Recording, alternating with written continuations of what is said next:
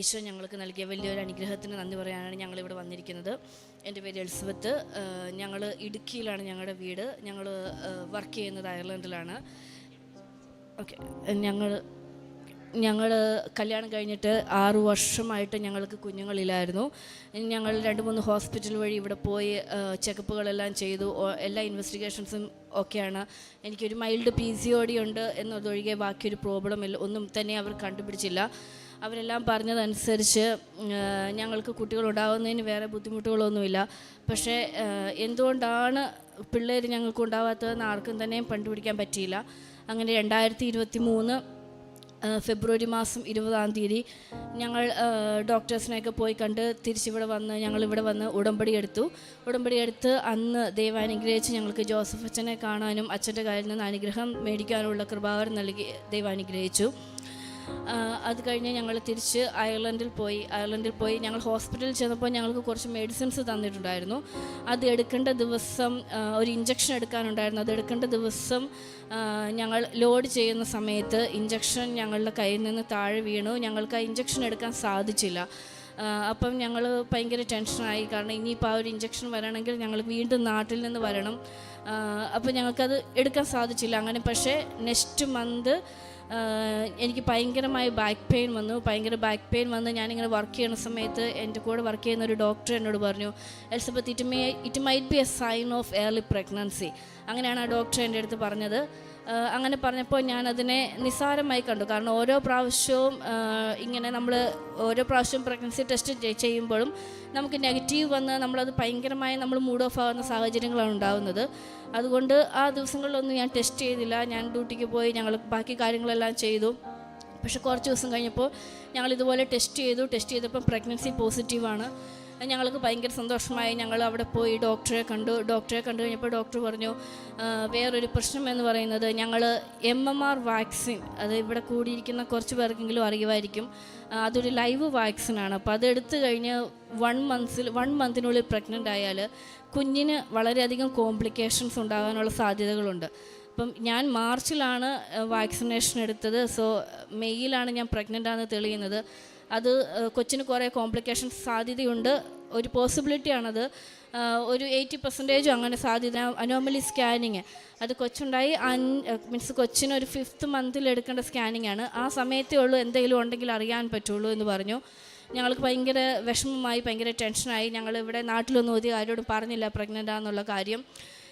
അത് കഴിഞ്ഞിട്ട് ദൈവം അനുഗ്രഹിച്ച് അവിടെ ജൂലൈയിൽ കൃപാസനത്തിൽ നിന്ന് ജോസഫ് അച്ഛൻ വന്ന് ധ്യാനം നടത്തുന്നുണ്ടായിരുന്നു. ഞങ്ങൾ ആ ധ്യാനത്തിൽ 2 ദിവസം ഞങ്ങൾ 2 പേരും പങ്കെടുത്തു. പക്ഷേ 3-ാം ദിവസമാണ് അച്ഛനെ കാണാൻ സാധിക്കുന്നത്. അന്ന് ഞങ്ങൾക്ക് 2 പേർക്കും പോകാൻ സാധിച്ചില്ല. ഞങ്ങൾ കോവിഡ് പോസിറ്റീവായി. ഞങ്ങൾക്ക് അങ്ങോട്ട് പോകാൻ സാധിക്കാത്തത് കൊണ്ട് അച്ഛൻ്റെ കയ്യിൽ നിന്ന് നേരിട്ടൊരു ബ്ലെസ്സിങ് കിട്ടിയില്ല ആ ദിവസം. അപ്പോഴും ഞങ്ങൾക്ക് ഭയങ്കര ടെൻഷനായത്, എല്ലാം നെഗറ്റീവായിട്ടാണല്ലോ വരുന്നത്. പക്ഷേ ഓഗസ്റ്റിൽ ഞങ്ങളുടെ അനോമലി സ്കാനിങ് കഴിഞ്ഞു. അനോമലി സ്കാനിൽ കുഞ്ഞ് ഓക്കെ ആണെന്ന് തെളിഞ്ഞു. ജനുവരി 2-ാം തീയതിയാണ് ഡേറ്റ് പറഞ്ഞിരുന്നത്. ജനുവരി 2-ാം തീയതിക്ക് മുമ്പ് ഡിസംബർ 24-ാം തീയതി വൈകുന്നേരം കുറച്ച് കോംപ്ലിക്കേഷൻസൊക്കെ ഉണ്ടെങ്കിലും ദൈവം പൂർണ്ണ ആരോഗ്യത്തോടു കൂടിയുള്ളൊരു കുഞ്ഞിനെ ഞങ്ങൾക്ക് നൽകി അനുഗ്രഹിച്ചു. ആ കുഞ്ഞാണ് ഇന്ന് ഞങ്ങളുടെ കയ്യിലിരിക്കുന്നത്. അവളുടെ പേര് ഐറ മറിയം എന്നാണ്. മാതാവ് വഴി ഈശോ നൽകിയ ഈ വലിയ അനുഗ്രഹത്തിന് നന്ദി പറയുന്നു. അതുപോലെ ഞങ്ങൾ ആ സമയങ്ങളിൽ ഇവിടെ ഉടമ്പടി എടുത്തിരുന്ന സമയങ്ങളിൽ ഞങ്ങൾ എല്ലാവർക്കും പത്രം വാങ്ങി അതിനെക്കുറിച്ച് വിശദീകരിച്ച് എല്ലാവരുടെയും കയ്യിൽ കൊടുക്കുമായിരുന്നു. അതുപോലെ തന്നെ ഞങ്ങൾക്ക് കഴിയുന്ന വിധത്തിൽ സാമ്പത്തിക സഹായങ്ങൾ ചെയ്യുമായിരുന്നു. ബൈബിൾ എല്ലാ ദിവസവും ഞങ്ങൾ മുടങ്ങാതെ വായിക്കുമായിരുന്നു.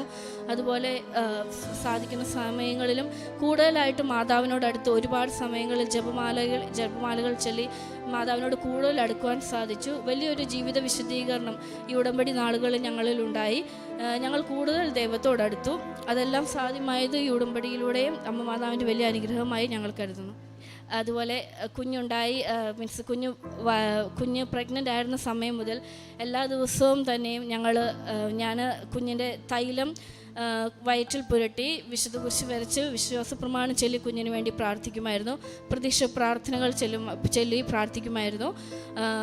അതുപോലെ തന്നെ എണ്ണയും തേനും ഉപ്പും കഴിക്കുമായിരുന്നു. ഇപ്പോഴും കുഞ്ഞിന് ഞങ്ങൾ ഇപ്പോൾ റീസെൻ്റ്ലി ഇവിടെ വന്ന് കുറച്ച് പനി അസുഖങ്ങളൊക്കെ വരുന്നതൊഴികെ ബാക്കി സമയങ്ങളിലെല്ലാം തന്നെ കുഞ്ഞിന് എന്തെങ്കിലും ബുദ്ധിമുട്ടുണ്ടാകുമ്പോൾ ഞങ്ങൾ തൈലം പുരട്ടി പ്രാർത്ഥിച്ചാണ് കുഞ്ഞിനെ സുഖപ്പെടുത്തുന്നത്. അല്ലാണ്ട് വേറെ വലിയ മെഡിസിൻസ് ഒന്നും ഇതുവരെ ഞങ്ങൾക്ക് ദൈവാനുഗ്രഹിച്ച് എടുക്കേണ്ടി വന്നിട്ടില്ല.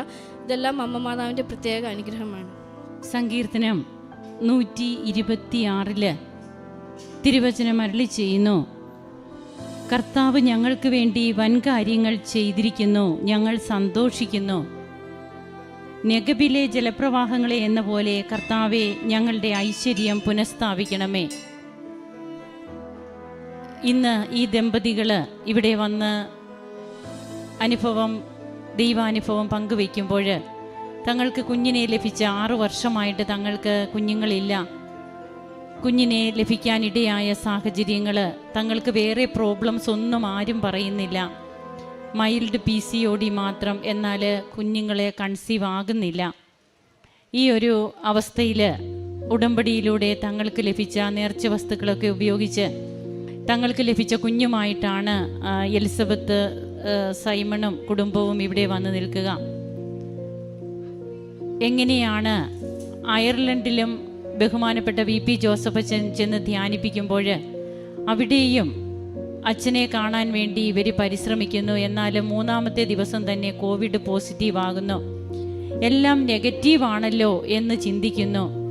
ഇത് നമ്മുടെ ജീവിതത്തിൻ്റെ ഒരു നോർമൽ ചിന്ത മാത്രമാണ്. അതായത് ബഹുമാനപ്പെട്ട VP ജോസഫ് അച്ഛൻ പറയാറുണ്ട്, നാം പ്രാർത്ഥിച്ചിട്ടും കേൾക്കാത്ത നമ്മുടെ പ്രാർത്ഥനകൾ അത് ദൈവം നേരിട്ട് ഏറ്റെടുക്കുന്നതാണെന്ന്. അങ്ങനെ തങ്ങൾക്ക് ബഹുമാനപ്പെട്ട അച്ഛനെ കാണാൻ പോലും പറ്റിയില്ല. അച്ഛൻ്റെ ഒരു ബ്ലെസ്സിങ് തങ്ങൾക്ക് കിട്ടിയില്ല. ഉടമ്പടി എങ്ങനെയാണ് ഒരു ജീവിത വിശുദ്ധീകരണത്തിലൂടെ ഈ മക്കളെ ദൈവത്തോടടുപ്പിക്കുക? ദൈവത്തോടടുത്ത് കഴിയുമ്പോൾ നാം തന്നെയാണ് കൃപ ഒഴുകുന്നതിനുള്ള പാത്രങ്ങളായി മാറുക.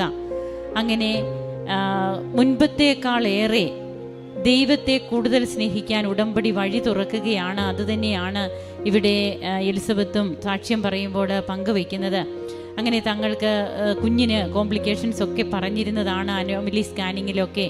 പിന്നീട് നേർച്ച വസ്തുക്കളൊക്കെ ഉപയോഗിച്ച് കഴിയുമ്പോൾ ആ കോംപ്ലിക്കേഷൻസ് ഒന്നും പിന്നീട് ഒരു പ്രശ്നമാകാതെ തന്നെ ആരോഗ്യമുള്ള കുഞ്ഞിനെ ലഭിച്ച് ഇന്ന് കുഞ്ഞുമായിട്ട് ഈ ദമ്പതികൾ ഈ അൾത്താരയിൽ നിൽക്കുമ്പോൾ കർത്താവ് ഞങ്ങൾക്ക് വേണ്ടി വൻ കാര്യങ്ങൾ ചെയ്തിരിക്കുന്നു, ഞങ്ങൾ സന്തോഷിക്കുന്നു എന്ന് 126-ാം സങ്കീർത്തനം 3-ാം തിരുവചനം അരുളി ചെയ്യുന്നത് പോലെ ഈ മക്കളും ലോകത്തോട് വിളിച്ചു പറയുന്നു.